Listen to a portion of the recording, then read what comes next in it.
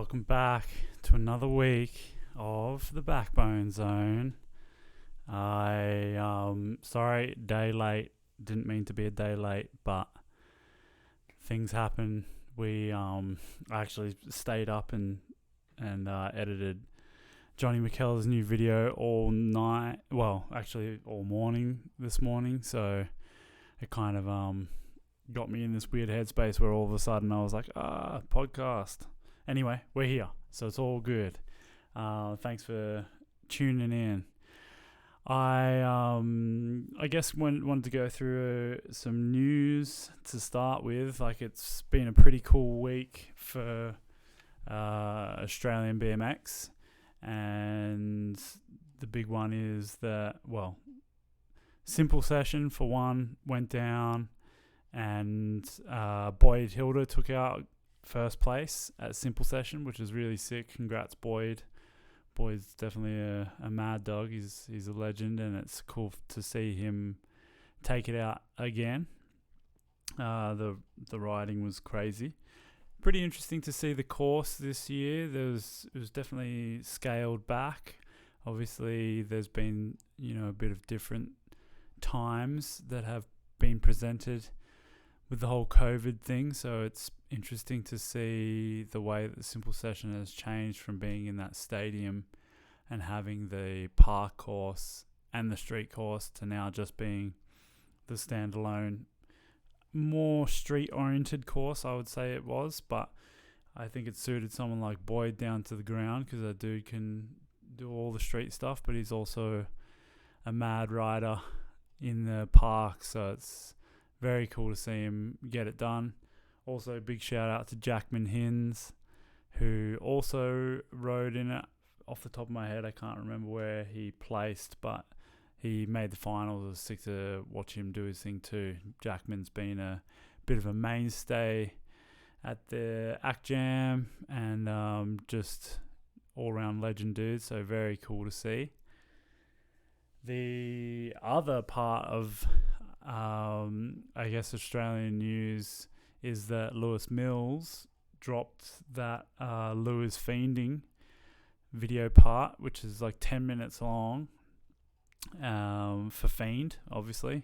So him and his filmer Ben Norris, I guess, have just been stacking clips for ages, and it's insane. If you get a chance, go check it out. It is next level stuff.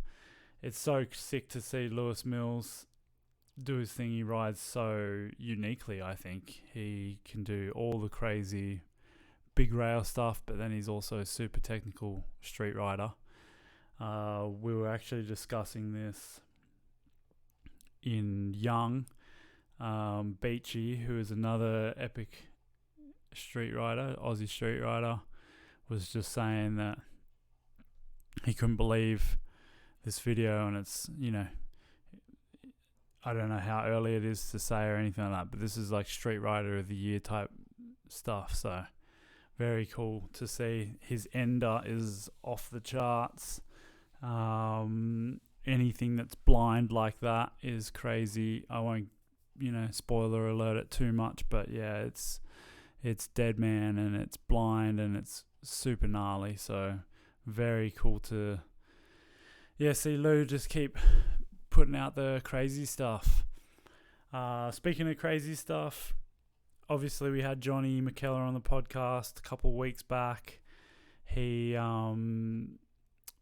we got him in to basically hang out. Like, it was something that Jonny is always trying to make his way down here for various jams and things like that, and he's been coming to Will's June Jam, Will Kerr.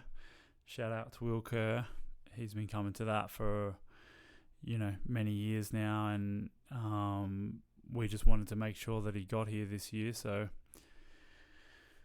the shop got him down, and then he hung out, and it turned out it was the most cold start to the winter ever. Last year it wasn't even half as cold. I think we were all in t-shirts at Will's house, and this year was definitely different. It was freezing cold. But anyway, Jonny was down. He was hanging out in Canberra. We filmed some stuff with him just for, I guess to see what we could do when he was in town so that we weren't in the shop. We were out and about, and he came out with a really, really sick vid. So actually, just like I said at the start of the potty, I finished it up this morning, and yeah, that's live. So go onto the Back Bone BMX website and go check it out. Pretty psyched on how it turned out, and of course psyched on Jonny's riding. It's so unique, to be able to ride everything the way he does. And the funny thing was, we went and rode street at first, and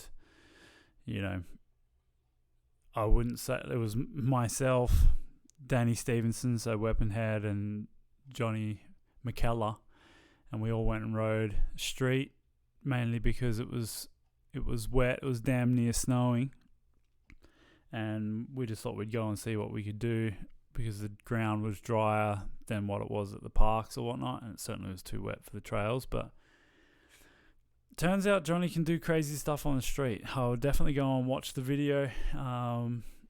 He blew my mind. No pegs, did heaps of crazy peg chinky stuff. 100% sick time hanging out with Jonny, and I can't wait to get up to his neck of the woods next time so that we can enjoy some of that Queenslander weather. But it's kind of interesting, seeing all these Aussie guys come, and it feels like, they this week Lewis Mills put out a video that's like next level Street Rider of the Year type stuff. Boyd Hilder wins simple session. Jonny, is doing his thing, and no doubt everyone will be like, far out, this is like, these dudes are crazy. And it kind of got me thinking. I've been thinking about it for a while, and I guess this is why, for those that are just listening, it was a coincidence, but wore this shirt, the Backbone World's Strongest shirt, which I designed for the shop.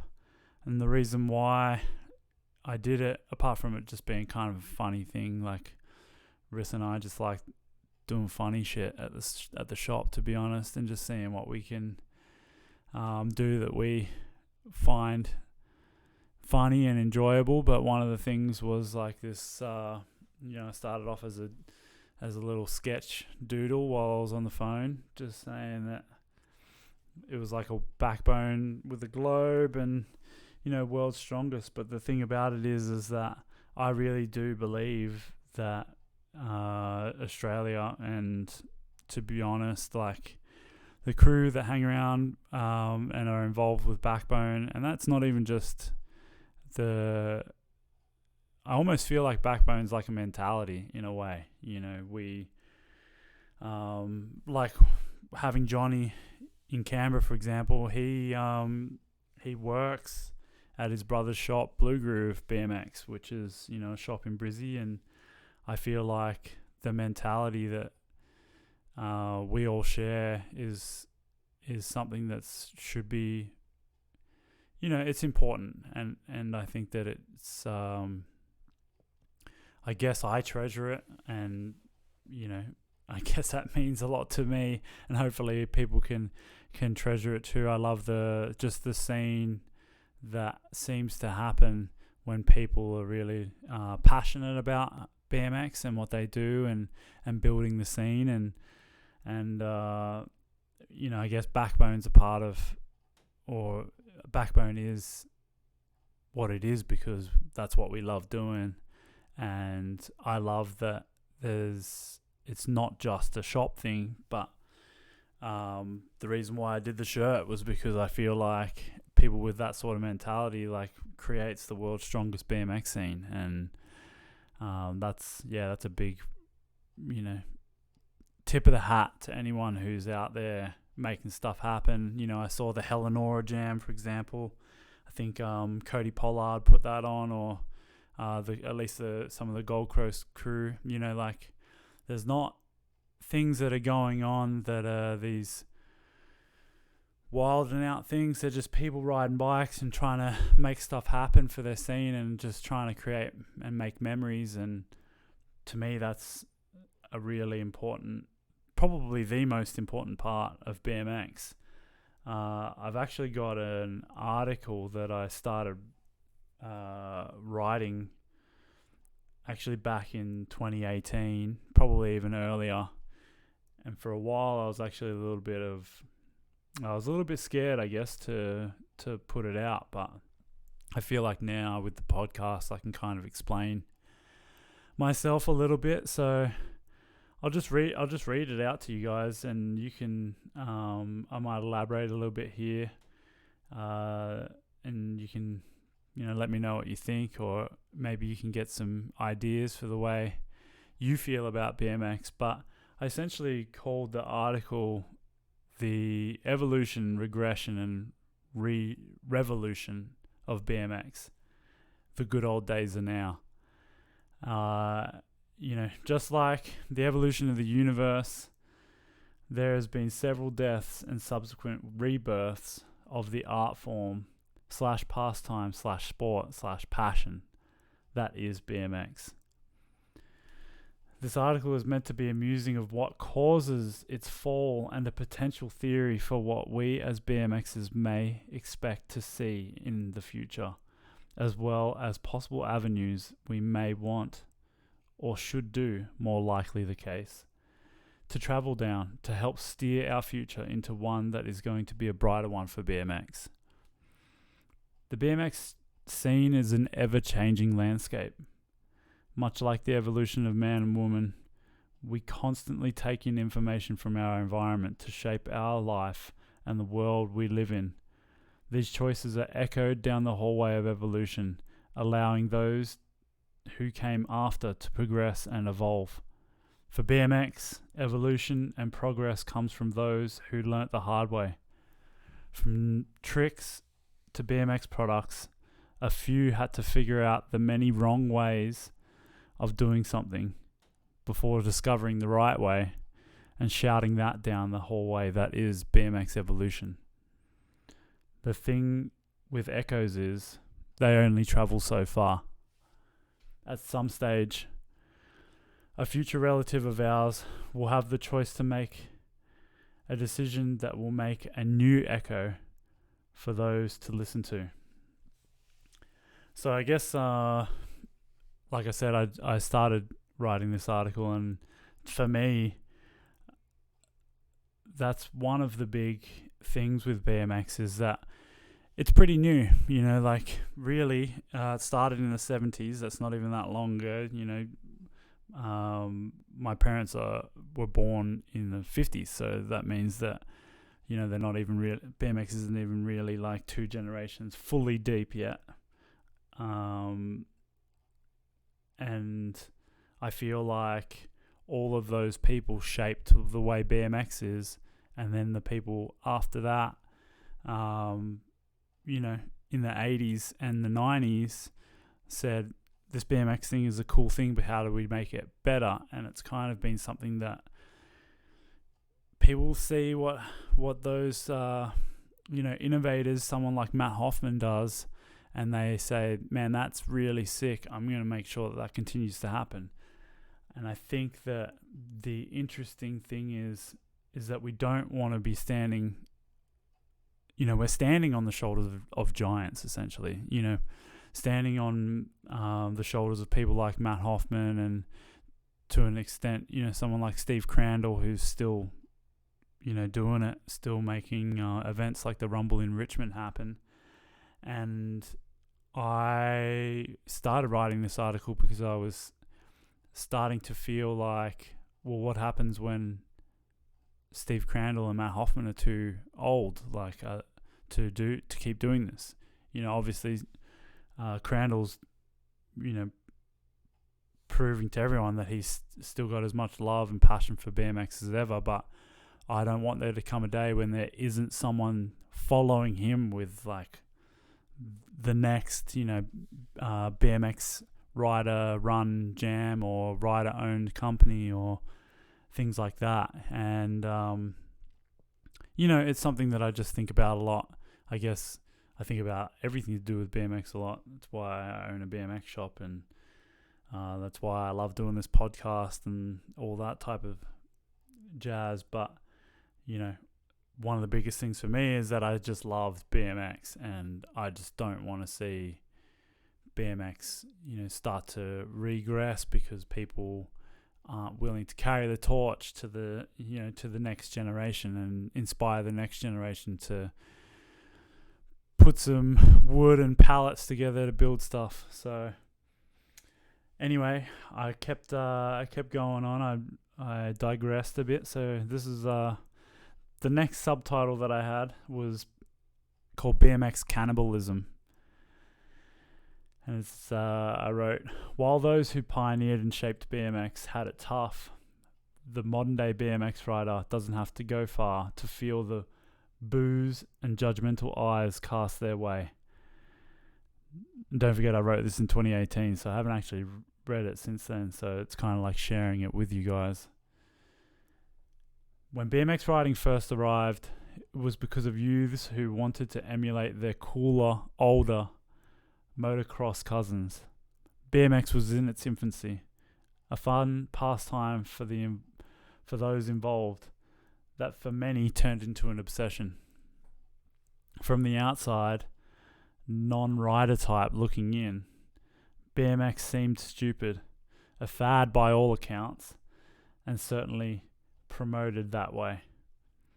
It certainly wasn't met with the same gratitude as those who participated in team sports at the time. Those who rode BMX didn't listen. As is true with many rebellious activities, BMX riders pushed back and away from the outsider, standing proudly and creating their own belonging to a group of misfits, an antidote to the team sport mentality, the BMXer. Fellow BMXers found acceptance within their own. BMXers were few and far between, as is most often the typical example. If you were to hear of a BMXer in the next town over or the year above you in school, you pretty quickly were able to become friends and unite over BMX. Your small world of BMX grows. And, to add on to that, because like I said, I kind of abandoned this article just because I was a little bit worried at the time. Maybe I was a bit younger and I didn't think that it would be, very well received, but I kind of left it alone. But I've always been sort of thinking about it and, rewritten it a little bit here and there. But, to go on to that, we have to continue to look after our own subculture that is BMX. There's no point in trying to go after one another within BMX because we're such a small subculture. Like, we're already doing something that's so sick and so unique, and we had been as BMXers ridiculed for so long, and potentially maybe you still do get ridiculed. I don't know what it's like for kids these days. Maybe BMX is really cool, but I remember when I was younger, BMX was that type of thing where I was like, you rode BMX? Like, come on, play football or something. And, this is where we don't want to shoot ourselves in the foot. We do not want to be trying to cannibalize our own subculture that's so small and so awesome. And the fact that people ride BMX should be what we look after. People can certainly do different types of BMX, and you don't have to ride that style of BMX or really even be involved with that style of BMX. But it's important to realize that what you love in BMX, which might be trails, for example, like I love riding and digging trails. I love that. That's my thing.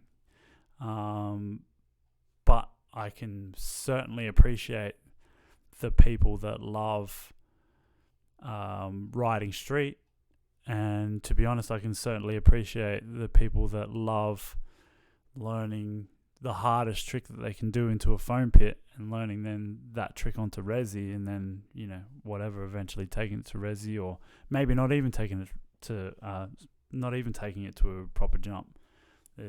They're happy with learning it to resi, because think about all of the other stuff that's out there in the world, and we choose to hate or give shade to other people that ride BMX. We don't want to do that anymore. So that's where I was going with that BMX cannibalism. I think that it's important to realize that we were able to stand up proud on our own as BMXers, regardless of the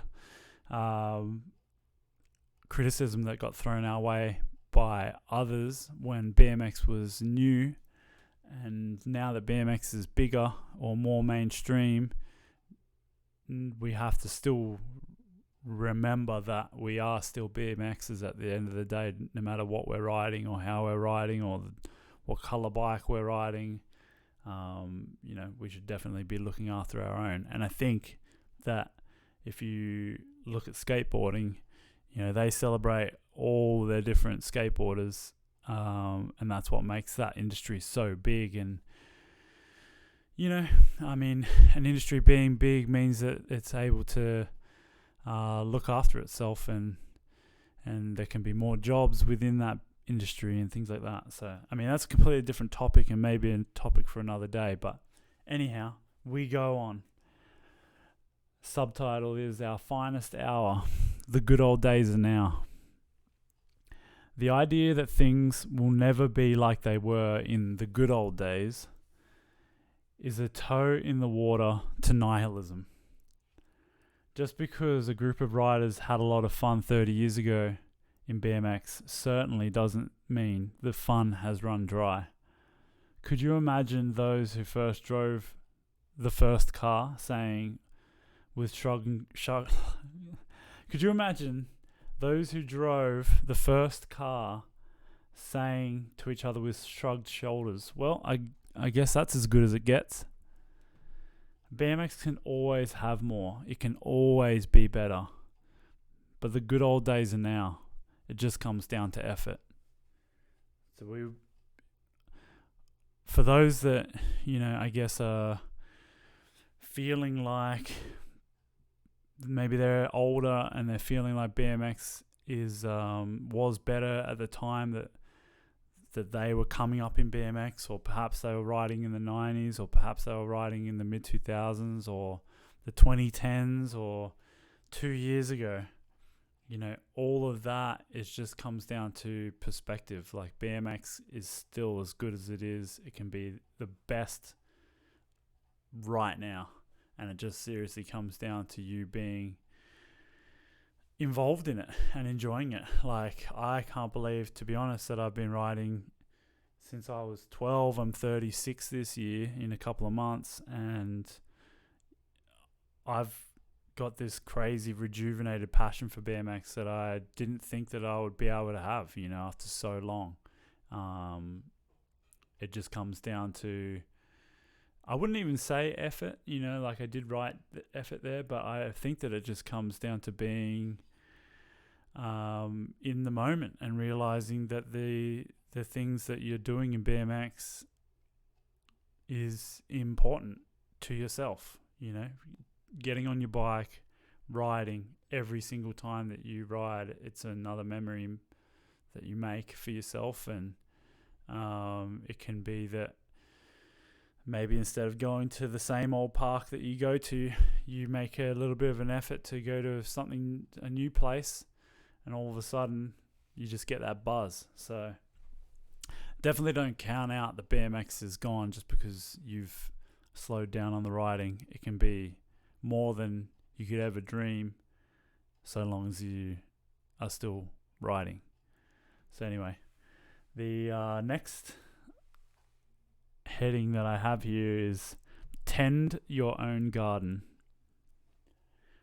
BMX relies on passionate BMXers.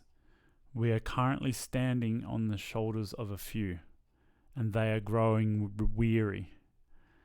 The more BMXers who are actively growing their scene and BMX community, the better it will be, and the more fun. And let me give you the scenario. You and 50 other people live in a village. You tend to a garden that feeds all the people in the village, but you do this alone. It's hard work, but everyone else enjoys your food and for the most part is very grateful, which you're glad to know, because it's not easy to tend to a garden alone. Time goes on and the garden is now becoming a chore. No one is helping, but you push on, feeding everyone.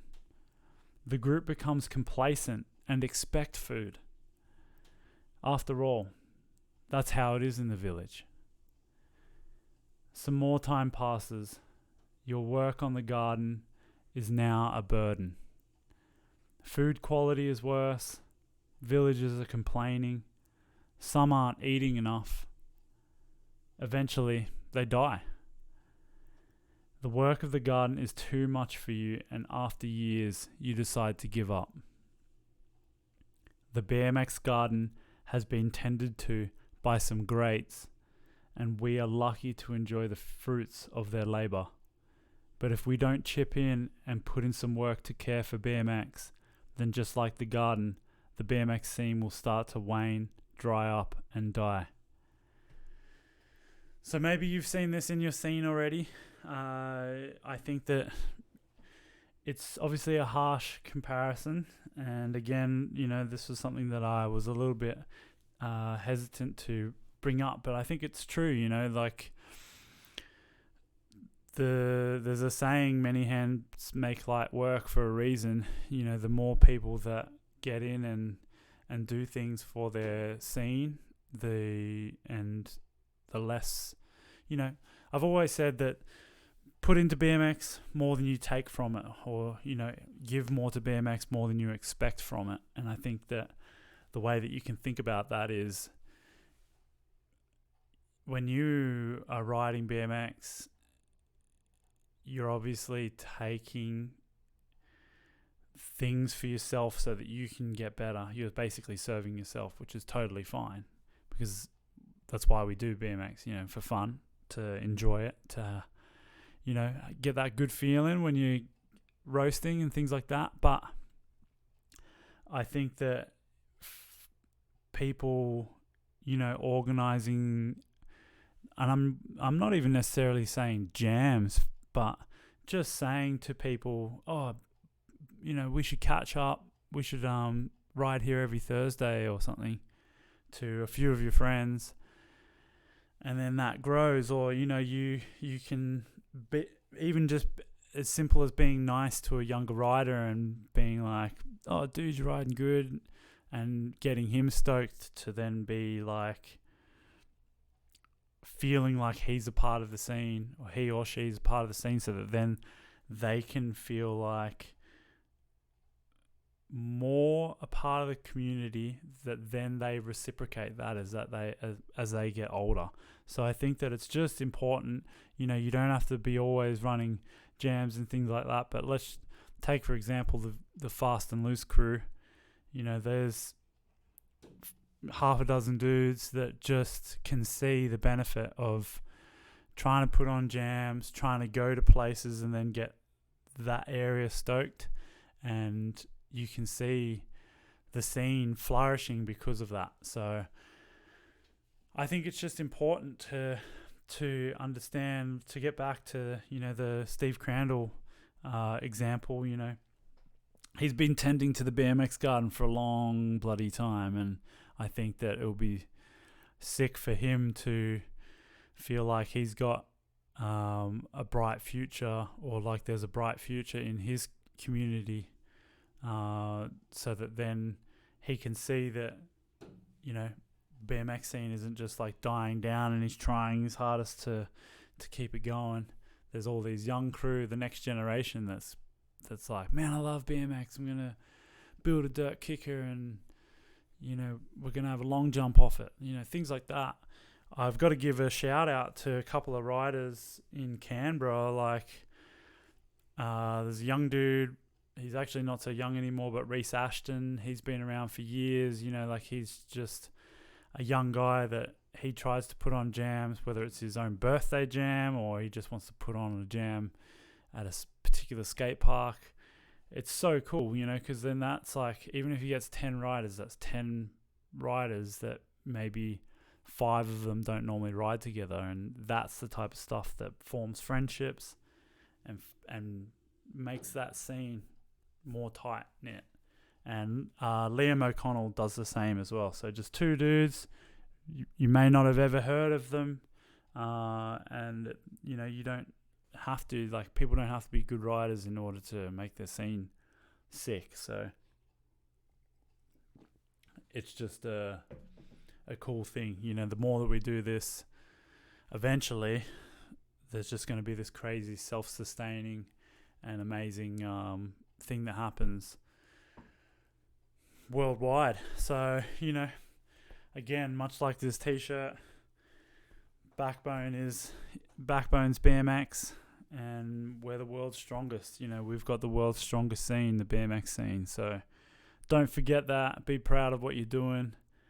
Who knows? Maybe this article has spurred on some thoughts for you, and I would love to hear your thoughts. Expand on them by all means in the comments, or you can email me, and you can DM me on Instagram. I'd be interested to know.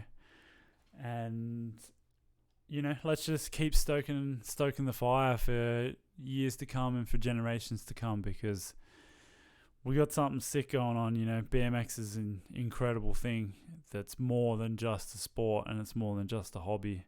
And I love when people are so passionate about BMX that they call themselves lifers. So make yourself a BMX lifer, and keep doing it.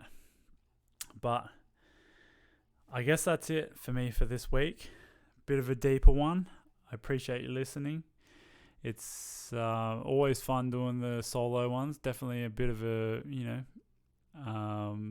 nerve-wracking experience when you just got to fire it out. But I really appreciate you listening, and I hope that like I said, I hope you got something out of that.